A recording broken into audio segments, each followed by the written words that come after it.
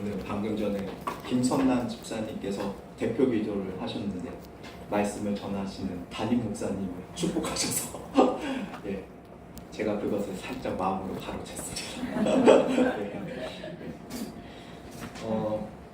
오늘 우리가 함께 나눌 하나님의 말씀은 삭개서 1장 1절에서 11절 말씀입니다. 우리가 항상 하나님의 말씀, 성경을 천지를 창조하신 하나님의 말씀으로 믿기 때문에 우리가 어떠한 말씀이든 그것이 우리에게 그대로 이루어지기를 바랍니다 라는 의미로 아멘이라고 합니다. 사실 오늘 읽은 본문의 말씀은 하나님의 경고의 말씀이거든요. 너희 이렇게 가면 안 된다. 너희 이렇게 하면은 큰일 날 수도 있어. 그리고 너희가 잘못 가고 있기 때문에 내가 그것을 지금 막고 있는 거야 라는 말씀이기도 하거든요.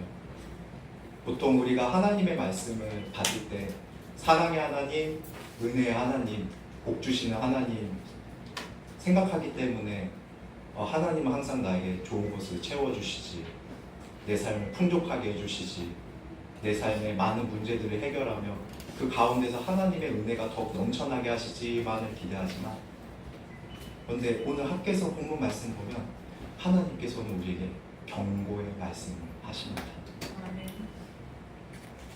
저는 사랑하는 우리 예수 흔적교회 성도 여러분과 그리고 함께 있는 그리스도 예수의 공동체 형제자매 여러분과 오늘 말씀을 통해 여호와의 말씀이 선지자 학개에게 임했는데 그 말씀이 내게 임했다고 생각하고 함께 들어주시면 감사하겠습니다.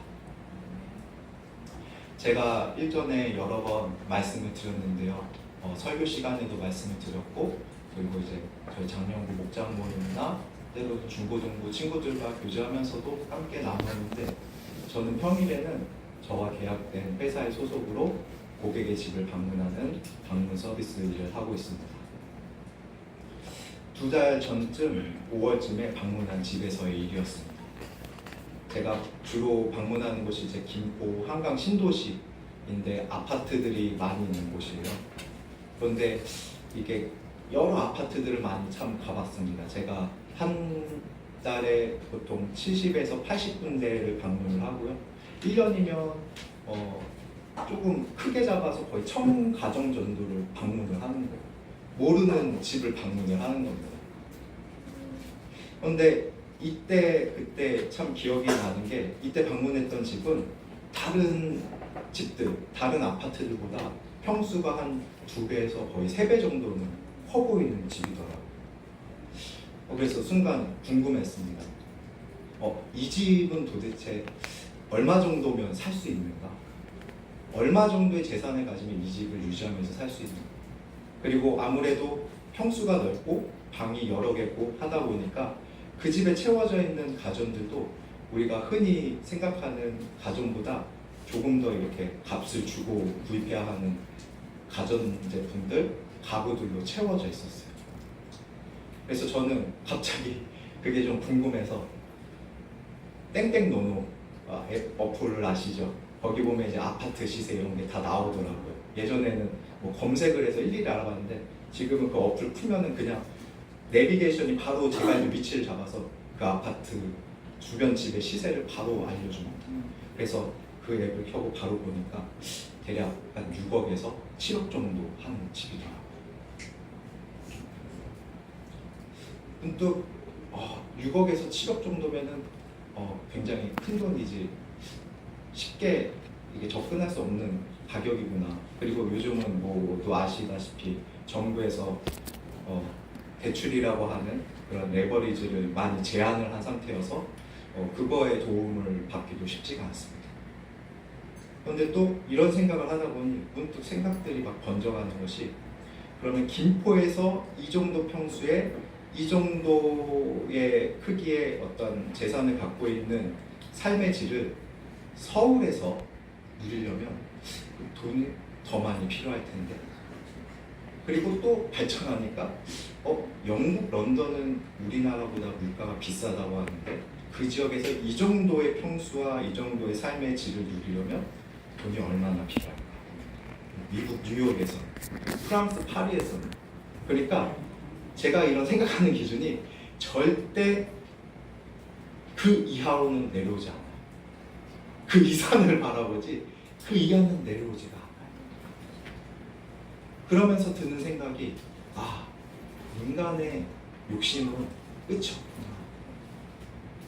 내가 삶는 삶의 수준을 유지하거나 최소 유지하거나 더 나아지려고 하지 그 밑으로는 내려오지 않는 것이 우리의 마음이구나, 인간의 본성이구나 라고 하는 마음을 느꼈습니다. 흔히 우리가 살아가는데 필수 요소는 의, 식, 주 세 가지입니다. 내가 입을 옷, 그리고 먹을 음식, 그리고 우리가 살아가는 집. 이 세 가지는 모든 인간에게 필요한 필수 요소입니다. 그런데 여기 있는 저와 여러분은 정말 하나님의 큰 은혜로 이 의식주가 크게 걱정 없이 해결될 수 있는 선진국인 대한민국에서 살아가고 있습니다. 이것은 정말 큰 복이에요.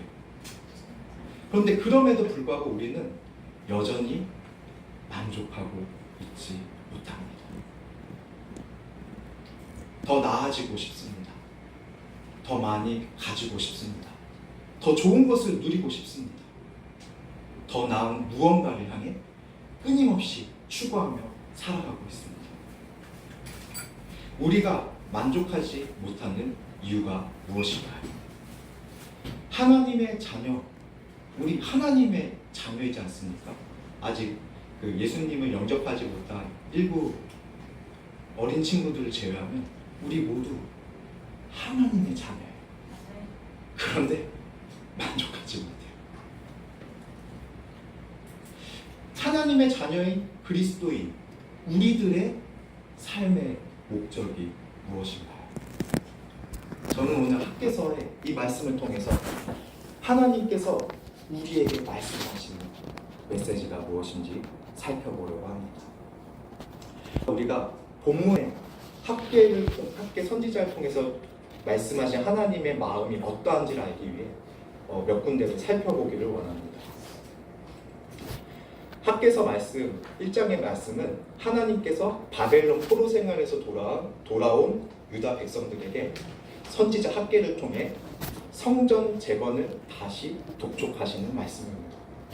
기원전 538년 고대 근동을 지배하던 페르시아 제국의 왕인 고레스 왕의 칙령에 의해 바벨론의 포로로 끌려갔던 유대인들은 다시 돌아와서 성전을 재건하는 하나님의 말씀을 받았습니다. 이런 부분은 우리 담임 목사님께서 정말 아주 쉽게 설명을 많이 해주셔서 보통 다 이 상황들을 이해하실 거라고 믿습니다. 이는 유대인들이 바벨론의 포로로 끌려가기 전인 70년 전에 예레미야 선지자를 통해서 하신 하나님의 말씀이 성취되는, 예언이 성취되어 고국으로 돌아오게 되는, 단순히 차를 차서 1시간, 2시간, 서울에서 부산 몇 시간 거리를 이동한 그런 게 아니라 포로로 끌려갔던 나라에서 승리를 쟁취해서 전쟁에서 이겨서 돌아온 게 아니라 하나님의 말씀이 이루어져서 돌아온 것이었어요. 엄청나게 감격적인 사건이었던 것입니다. 그리고 그때는 자동차가 없었으니까 이 이동하는데 많은 시일이 소요됐을 거잖아요. 돌아오면서 이스라엘 백성들은, 유다 백성들은 어떤 생각을 했을까요? 내가 다시 고국으로 돌아가는구나. 하나님께서 우리를 버리시지 않으셨구나. 하나님께서 우리와 함께 하시는구나. 하나님께서 우리를 기억하셨구나. 그래, 내가 다시 고국으로 돌아가면 하나님의 전부터 건축하는 일에 힘써야 하겠다. 여호와 신앙을 회복하는데 내가 가장 앞서가야 되겠다라는 다짐과 결단으로 돌아오지 않았을까요? 예루살렘에 귀환한 유대인들은 호로비안을 이끌었던 스룹바벨과 여호수아의 인도 아래 하나님의 집, 성전의 지대를 다지며 성전 건축을 시작했습니다. 하지만 70년 만에 예루살렘으로 돌아온 유대인들을 그 주변에 이미 자리를 잡고 있던 사마리아 민족, 그리고 그 외 다른 민족들, 그리고 때로는 페르시아 조정의 제재, 그리고 경제적인 어려움으로 인해 성전 재건, 건축 사업이 16년간 중단되는 사태를 맞이하게 됩니다. 이러다 보니 오랜 기간 성전 재건, 성전 건축은 멈추어서 방치되어 있었고, 유다 백성들은 지금은 성전을 지을 때가 아니야, 지금은 우리가 먼저 챙겨야 할 일들이 있어, 이것이 무조건 잘못된 것은 아닌데 어느 순간부터인가 우리의 가장 핵심적인, 우선적으로 우리가 해야 될 것은 여호와 신앙을 회복하는 것, 그것의 상징은 성전을 건축하는 것, 이것에 대한 의미와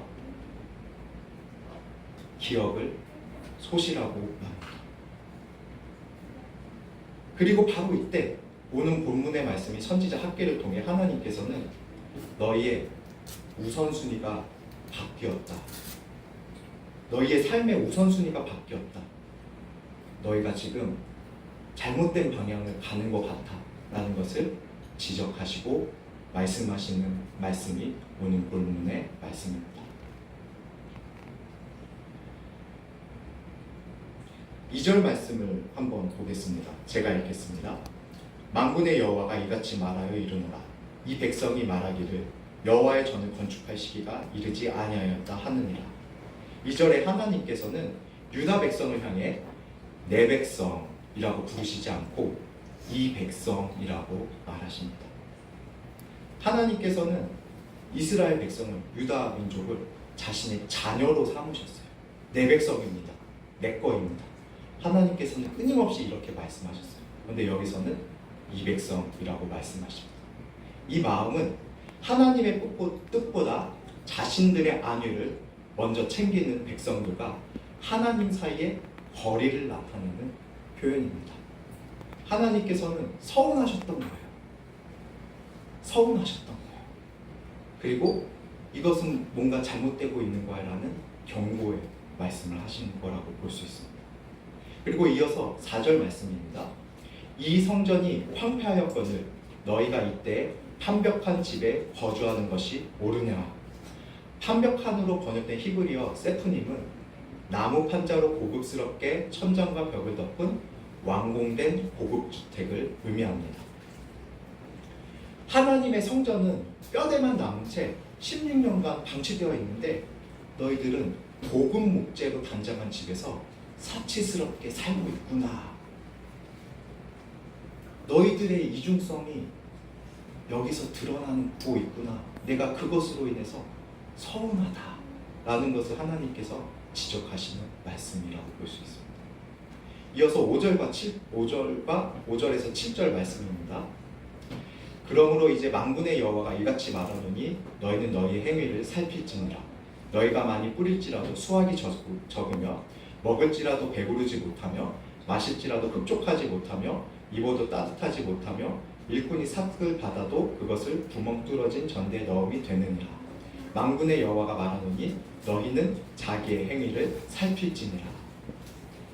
5절과 7절에 기록된 너희는 너희의 행위를 살필지니라 두 번 강조되는 말씀인데요. 이 말씀을 지적하면 너희는 너희의 마음을 너희의 길 위에 두라는 뜻입니다. 너희의 마음을 너희의 길에. 그러니까 지금 가고 있는 길이 제대로 된 길이 아니라는 말씀인 거예요. 이 말씀을 좀 더 쉽게 표현하면 이렇습니다. 너희가 지금 걸어가고 있는 삶의 방식과 우선순위가 옳은지 신중하게 반성하고 점검하라는 권고의 말씀인 것입니다. 그리고 이어서 6절에 기록된 구멍 뚫어진 전대에 넣음이 되느니라는 말씀에서 전대는 돈주머니를 의미합니다. 돈주머니에 구멍이 뚫렸다는 말은 하나님을 삶의 중심에 두지 않으므로 아무리 애써서 재물을 모아도 밑빠진 독에 물을 붓는 것처럼 실질적인 열매나 풍요를 누리지 못하는 것을 의미합니다. 주머니에 구멍이 뚫려 있습니다. 그러면 아무리 동전을 넣어도 다 밑으로 빠지는 거잖아요. 신앙적인 그리고 삶의 실제적인 허무함을 의미하는 말씀입니다. 이어서 11절 말씀입니다. 내가 이 땅과 산문과 곡물과 새 포도주와 기름진 땅의 모든 소산과 사람과 가축과 손으로 수고하는 모든 일에 한재를 들게 하였느니라. 앞에 보았던 4절과 9절에도 황폐하였거늘 이라는 단어가 사용되었는데 이때 사용된 히브리어 단어 하렙이 11절에는 한재라는 단어로 사용되었습니다.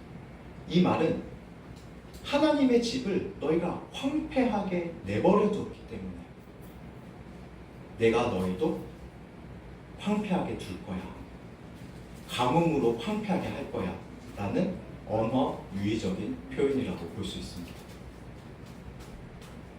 전도서 2장 24절에는 이렇게 기록되어 있습니다.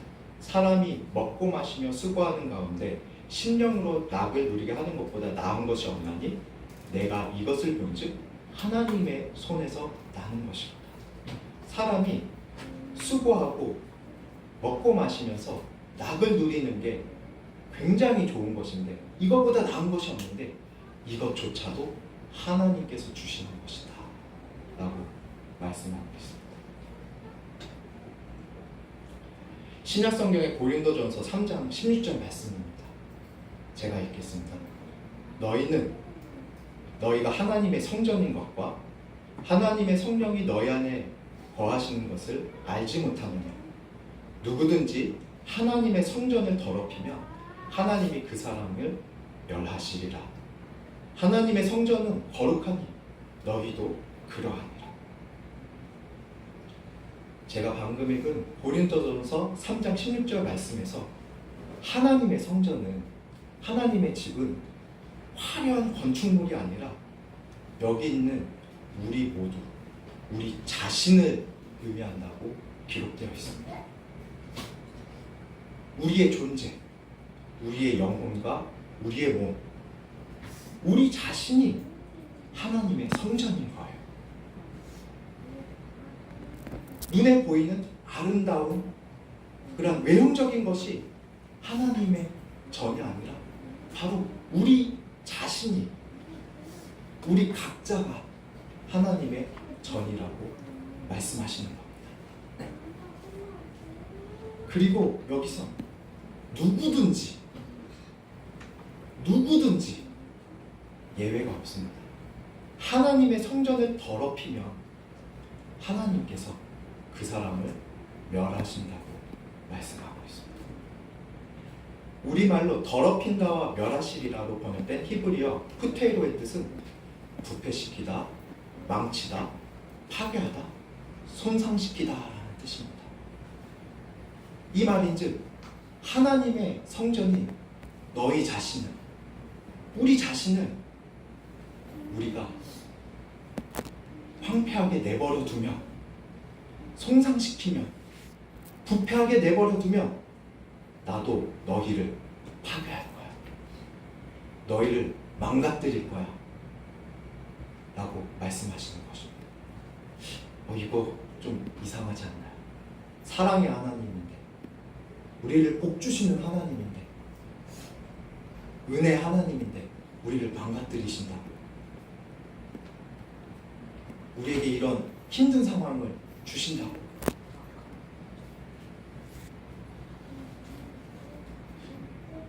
우리는 흔히 신앙생활하면서 이런 말들 하거나 들어보셨을 겁니다. 얼마 전에 내 사업에 문제가 생긴 것이 하나님께 불순종해서 그런 거야. 요즘 내 건강에 문제가 생긴 게 하나님께서 기뻐하시는 삶을 살지 않아서 그런 것 같아. 저 사람이 요즘 고난을 많이 겪는데 이러한 어려운 형편에 계속 있는 것은 하나님께서 그를 징계하시기 때문인 것 같다.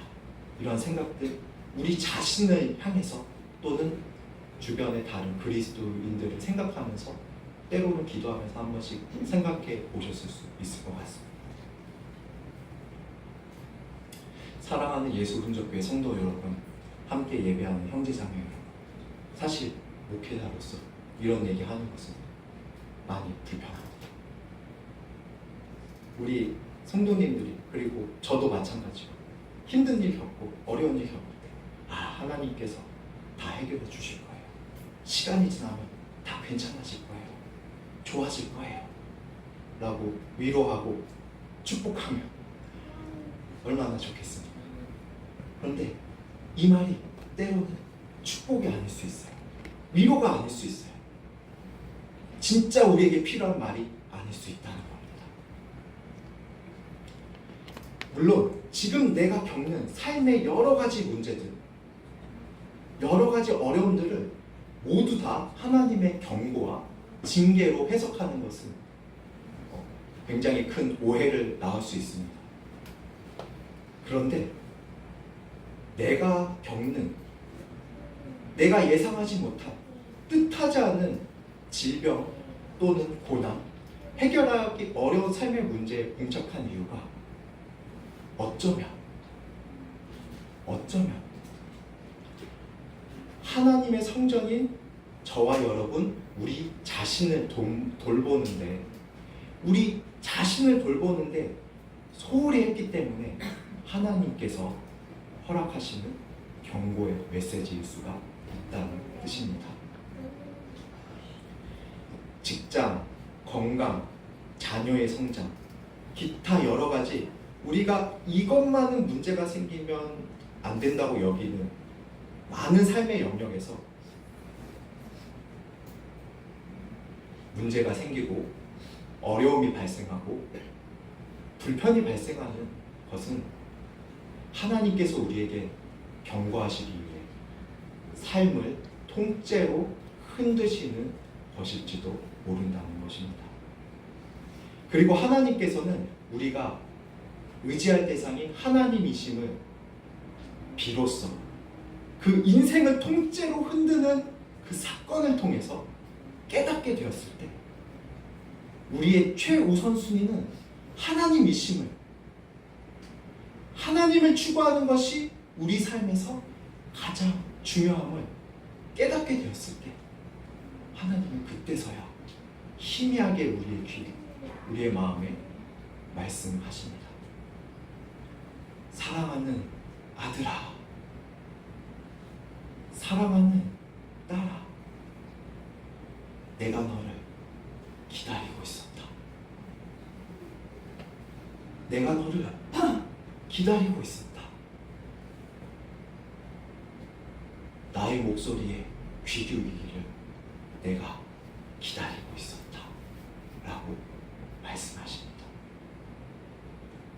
하나님의 자녀로 산다는 것은 하나님의 집인 우리 자신을 하나님의 영, 성령께서 거하시는 거룩한 집으로 지어간다는 의미입니다.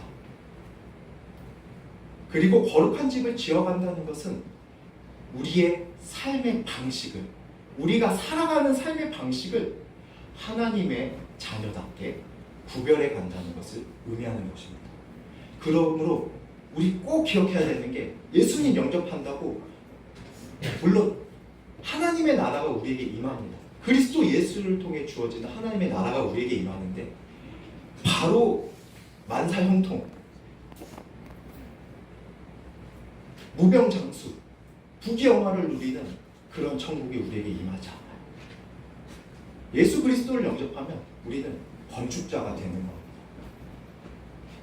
우리 자신이라는 성령께서 거하시는, 하나님의 영이 거하시는 하나님의 전을 지어가는 건축자가 되는 것이에요. 그리고 이 건축은 멈춰서는 안 됩니다. 본문 말씀에서 포로 생활에서 귀환한 유다 백성은 여러 가지 어려움들이 발생했잖아요. 그런데 여러 가지 내 삶의 문제들을 해결하는 것이 우선이 되다 보니까 어느덧 하나님의 전을 짓는 것, 성전을 건축하는 것, 여호와 신앙을 회복하는 것이 밀려서 갔어요. 잊혀졌어요. 그리고 그것은 뒷전이 되어버려서 더 이상 내 삶의 목표가 아니게 된 상황이었던 것입니다. 학개서 1장 8절은 이렇게 얘기합니다. 너희는 산에 올라가서 나무를 가져다가 전을 건축하라. 그러면 내가 그로 인하여 기뻐하고 또 영광을 얻으리라. 여호와가 말하였느니라. 산에 올라가서 나무를 가져다가 성전 건축을 다시 시작하라고 말씀하십니다. 하나님은 여기서 멈추고 내가 이렇게까지 했는데 너희는 끝까지 돌이키지 않는구나. 이제는 끝내자. 관계 끝내자. 나도 지쳤다. 너희도 힘들잖아. 너희도 너희가 하고 싶은 거 하면서 살아라 라고 하신 게 아니라 다시 산에 올라가서 나무를 가져다가 전을 건축하라고, 여호와의 신앙을 회복하라고 말씀하셨습니다. 그렇다면 여기서 우리는 하나님의 성전, 하나님의 영이신 성령께서 거하시는 하나님의 집으로 우리 자신이 지어져 가야 한다고 말씀드렸는데, 여기에는 대부분 아마 동의가 되셨을 거라고 저는 생각합니다. 그러면 그 다음에 우리가 고민해야 하는 것은 이것입니다. 성전을 건축한다는 것, 하나님의 성전인 성령께서 거하시는 하나님의 집인 우리 자신을 지어져 가는 것은 우리의 삶을 구별해 간다는 것이고, 하나님의 자녀답게 그리스도의 방식으로 우리의 삶을 바꿔간다는 것을 의미했는데, 그러면 무엇을 어떻게 어디까지 바꿔야 하는가? 이 질문에 대해서 저는 베드로후서 1장 4절의 말씀을 통해서 하나의 답을 얻고자 합니다. 우리 신약성경 베드로후서 1장 4절에서 8절 말씀 함께 보겠습니다. 신약성경 베드로후서 1장 4절에서 8절 말씀입니다. 우리 함께 교독하겠습니다. 베드로후서 1장 4절에서 8절 말씀.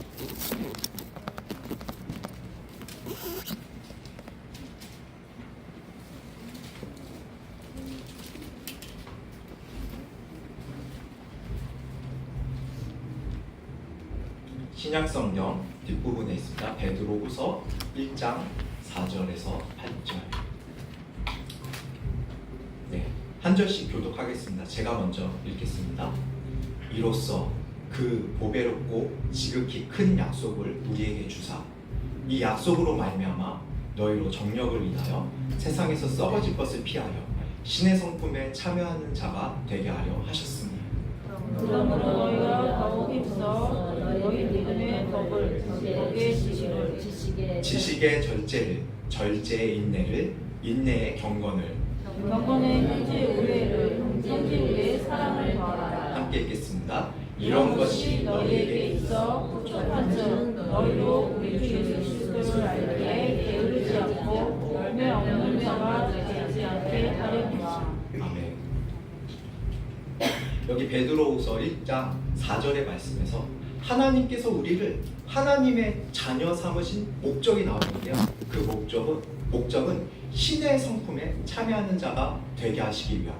하나님의 성품에 참여하게 하기 위하여서 내가 너희를 내 자녀 삼았다라고 말씀하고 있습니다.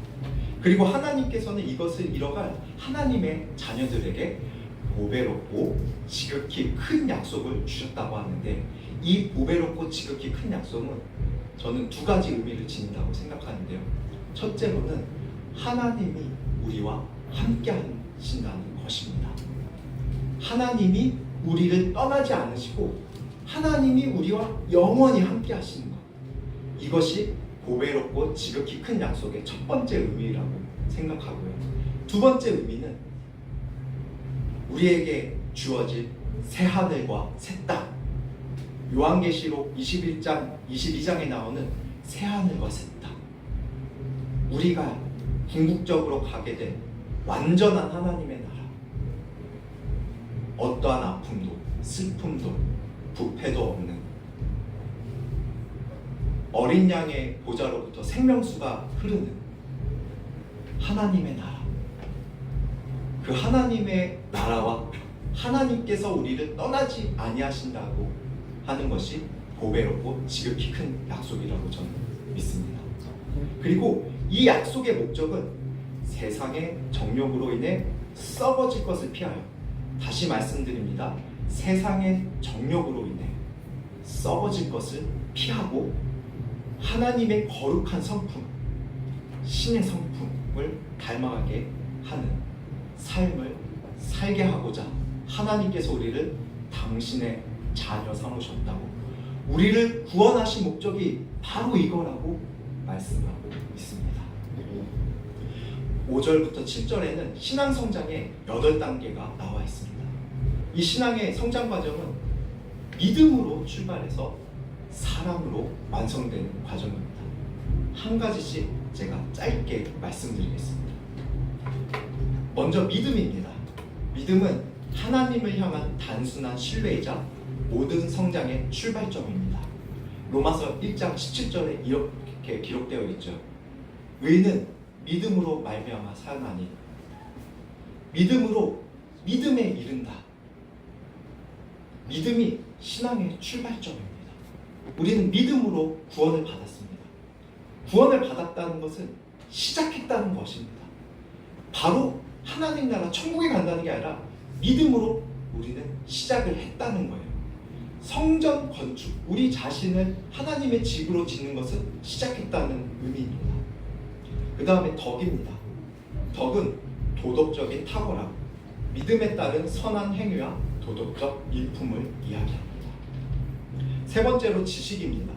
지식은 단순히 머리로 아는 정보가 아니라 경험을 통하여서 하나님을 아는 영적인 통찰력을 의미합니다. 네 번째로 절제입니다.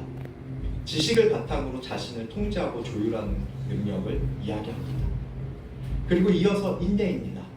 어려운 상황이나 시련 아래서도 도망치지 않고 견뎌내는 거룩한 끈기, 절제를 바탕으로 시련과 고난을 견뎌내는 힘입니다. 여섯 번째로 경건입니다.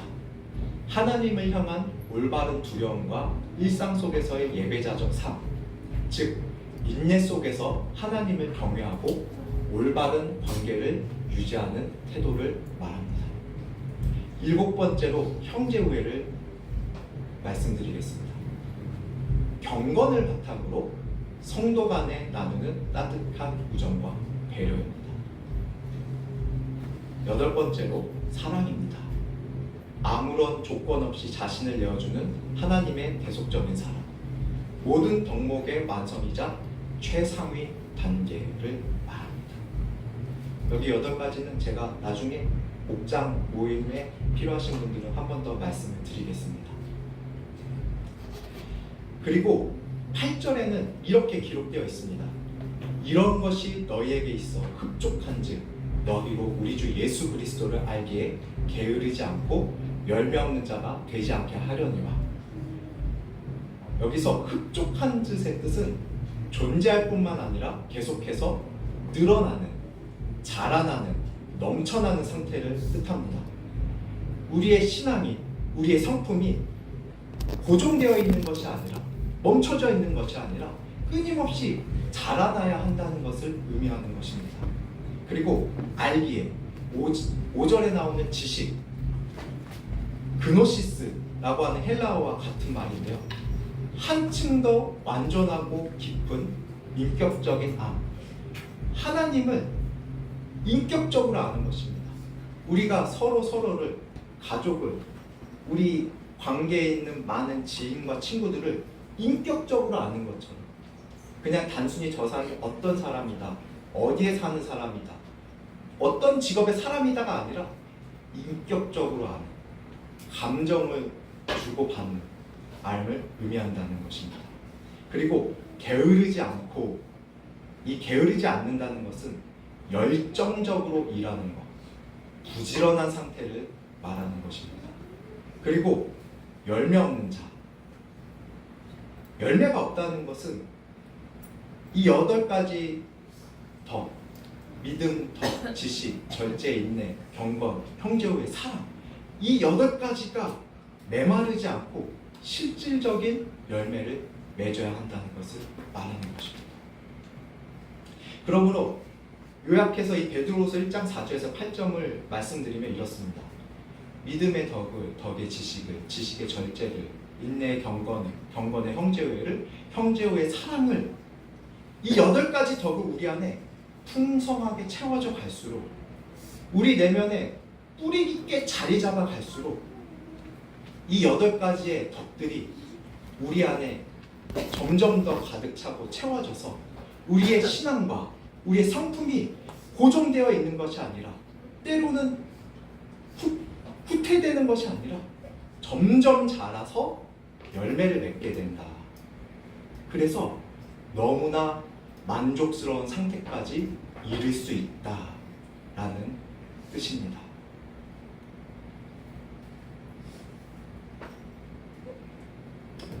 저는 모태신앙은 아닌데 한 3살 무렵부터 부모님 손에 끌려서 교회를 다녔습니다. 신앙생활이 아니라 다닌 거예요. 학교를 다니듯 교회를 다녔습니다. 고등학교 3학년 전까지 15년, 16년간 교회를 다녔습니다. 그래서 교회를 다니는 것이 저는 매우 힘들었습니다. 제가 목사가 되려고 교회에 다닌 것도 아니고, 교회에 가면 제가 하고 싶은 많은 노는 일들, 재미난 것들, 쉬고 싶은 것들 할 수가 없었기 때문에 교회 다니는 것은 저에게 매우 힘든 일이었습니다. 그런데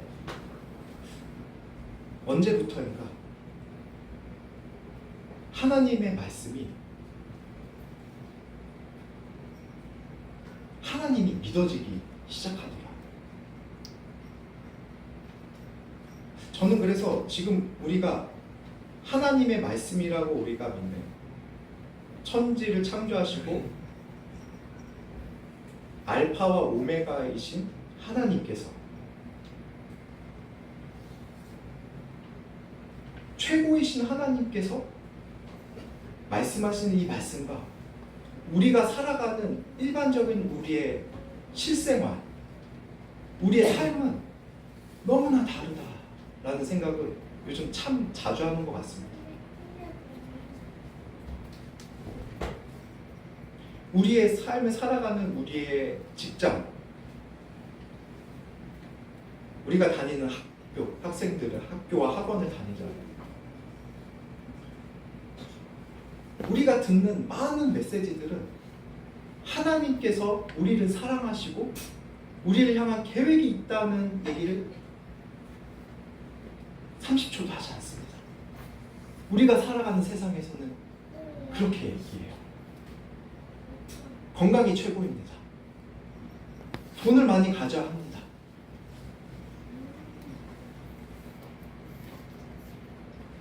그런데 하나님께서는 그것이 너희의 우선순위가 되면 안 돼 라고 말씀을 하십니다. 이게 조금 다른 정도가 아니라 어느 정도는 좀 타협점이 있지 않을까가 아니라, 물론 균형을 잡는 일은 분명히 필요한 건데요. 그런데 방향이 완전히 다른 거예요. 그래서 저는 마지막으로 이렇게 말씀드리고 싶습니다. 사랑하는 우리 예수흥족교회 성도 여러분, 저와 여러분은 하나님의 영인 성령께서 거하시는 하나님의 집으로, 어쩌면 우리가 멈춰왔던 우리 자신을 하나님의 집으로 건축하는 일, 황폐하게 내버려 두었던 우리 자신의 삶의 방식을 하나님의 방식으로, 그리스도의 방식으로 바꿔가는 일을 이제는 멈추지 않고. 그런데 이게 분명히 쉽지는 않을 겁니다. 여러 가지 삶의 고난들이 있으니까요. 문제들이 있으니까요. 우리의 정신은 빼앗고 우리의 마음을 흔드는 일들은 앞으로 계속 일어날 거예요. 그런데 우리 자신을 하나님의 집으로 바꾸는 일을 멈추시지 않으시겠습니까? 함께 계속 가시려고 결단해 주시겠습니까?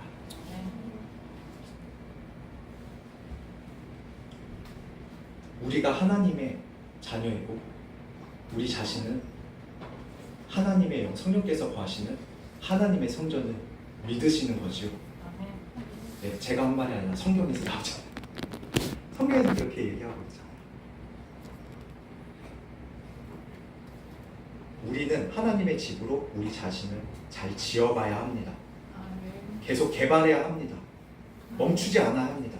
삶의 방식을 변화시켜 가야 합니다.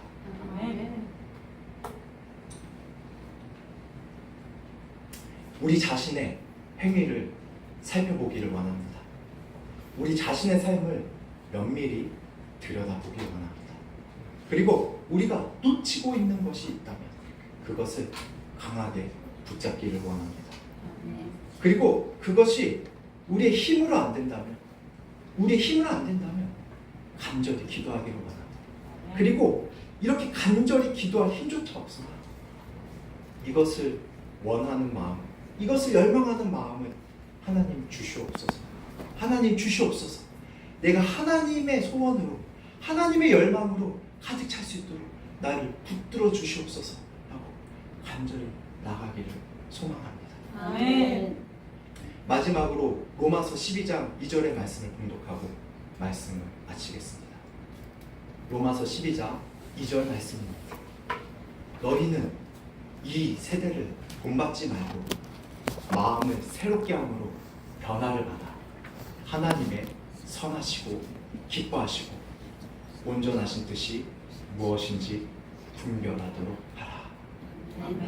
함께 기도하겠습니다. 이 시간 우리 통성으로 기도하는 시간 갖기를 바랍니다.